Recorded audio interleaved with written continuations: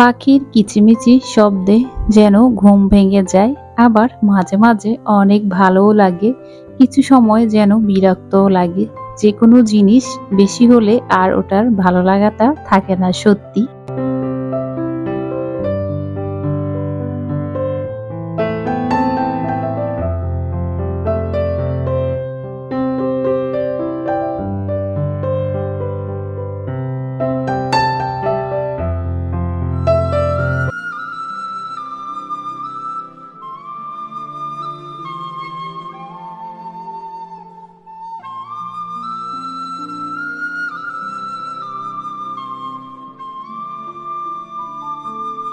আসসালামু আলাইকুম, আমি স্বর্ণা নাজনীন ঢাকা থেকে বলছি। যে যেখান থেকে বসে আজকের এই ছোট্ট ব্লগটি দেখছেন, আশা করি সবাই অনেক অনেক ভালো আছেন। আলহামদুলিল্লাহ আমরাও ভালো আছি। সবাই সবার জন্য দোয়া করব। এখন যেহেতু আমাদের দেশের অবস্থা খুবই খারাপ, দেশটা স্বাধীন হয়েছে, আবার বড় একটা বিপদও চলে আসছে। নোয়াখালী, ব্রাহ্মণবাড়িয়া, ফেনীর মানুষ কিন্তু অনেক বিপদের মধ্যে আছে। সবাই জানেন দেশে এখন বন্যা কিছু কিছু জেলায়। তো ওনাদের জন্য মন থেকে সবাই অনেক দোয়া করব, আর যে যেভাবে পারি একটু হেল্প করব। তো আমার এই পাখিগুলোর জন্য আমি বারান্দায় কলমি শাক লাগিয়েছি। আগে কিন্তু আমার বারান্দায় অনেকগুলো গাছ ছিল। যারা আমার আগের ব্লগগুলো দেখেছেন, আমার পুরাতন আপু ভাইয়ারা, তারাই কিন্তু জানেন। এখন কিন্তু ওরকম গাছ নাই, কারণ যে কোনো জিনিস যখন ভালো থাকে আর বেশি হয়, সুন্দর থাকে, তখনই কিন্তু ভালো লাগে। গাছগুলো কেন জানি মাঝে মাঝে মরে যায়, তো এখন আর লাগাচ্ছি না। এখন আমাদের কিছু নতুন অতিথিও এসেছে, সেগুলো হচ্ছে পাখি। তো এই পাখিগুলো আমার বোনের ছেলের কাছ থেকে নিয়ে আসছি আর কি। ওদের কিচিমিচি মানে এত ডাকাডাকি করে ওরা সকালবেলা আর দুপুরবেলা, ওদের জন্য একটু ঘুমাতেও পারি না। প্রথমে অনেক শখ করে নিয়ে এসেছি, মানে দেখতে সুন্দর, ওরা অনেক খেলাধুলা করে আর কি। তো এখন ওরা এত যন্ত্রণা দেয় আর কি, কি বলবো। তারপরেও আমার মেয়েরাও পছন্দ করে আর আমারও ভালো লাগে।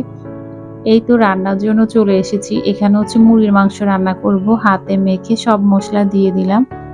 আজকে হঠাৎ করে বাসায় মেহমানও চলে এসেছে, তো ওভাবে আজকে আর রান্নাও করা হয় নাই। তো আমি জানতামও না মেহমান আসবে যে। তো ভিডিওটি ভালো লাগলে অবশ্যই লাইক, কমেন্ট, শেয়ার করতে একদম ভুলবেন না। আমার প্রিয় আপু ভাইয়াদের কাছে রিকোয়েস্ট, অবশ্যই একটি লাইক দিয়ে পুরো ভিডিওটি দেখে নেবেন। আশা করি ভালো লাগবে। আপনারা যদি আমার চ্যানেলে নতুন এসে থাকেন, অবশ্যই চ্যানেলটি সাবস্ক্রাইব করে বেল বাটনটি অন করে দেবেন। এতে করে আমি যখনই ভিডিও ছাড়বো আপনি চাইলে দেখে নিতে পারবেন। এখানে আমি একটু করলা ভাজি করে নিয়েছি, আর এখন প্রেসার কুকারে মশার ডাল দিয়ে মূলা দিয়ে রান্না করেছি। তো ওটা এখন একটা পাতিলে ঢেলে নেব আর কি।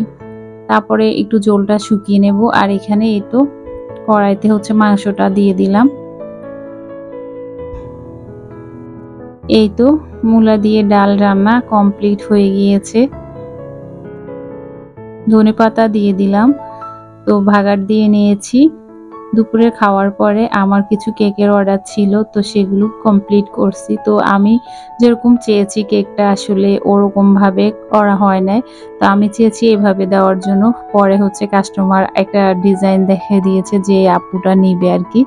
তো পরে এই কেকটাকে আমি আবার অন্যরকম করে ফেলছি। তো এটার এক সাইড আমি চকলেট দিয়ে ডেকে দিয়েছি, তারপর এখানে ফুল দিয়ে আরো কিছু চকলেট টপার দিয়ে দিলাম। তো জানি না এখন কেমন লাগতেছে। তো আমার কাছে মনে হচ্ছে আগে বেশি ভালো ছিল, আর যদি আগে বলতো তাহলে এই ডিজাইনটা আরো সুন্দর হতো।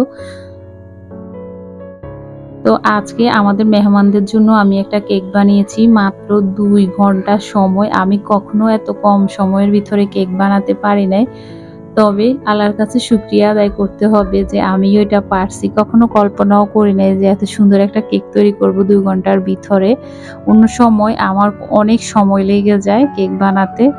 তো মেহমানদের জন্য আজকে ওরকম কোনো কিছু আয়োজন করা হয় নাই। বাসায় যা ছিল সেগুলো দিয়েছি। এই তো আমি এখানে পাস্তা রান্না করেছিলাম, আর কাঁঠাল দিয়ে পিঠা বানিয়েছি। আর সাথে আনারস ছিল, ওনারা ফল নিয়ে আসছে আর কি।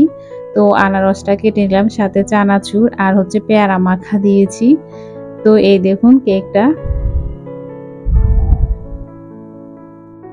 তো সবাই কিন্তু অনেক প্রশংসা করছে কেকটা খেয়ে। আর এই তো মেহমান চলে যাওয়ার পরে আমরা হচ্ছে বিকেলবেলা একটু নাস্তা করতেছি। আগের রুটি ছিল ওগুলো দিয়ে চিকেন দিয়ে খেয়ে নিচ্ছি। আর আজকের জন্য এখানে বিদায় নিচ্ছি। সবাই ভালো থাকবেন। আল্লাহ হাফেজ। আসসালামু আলাইকুম।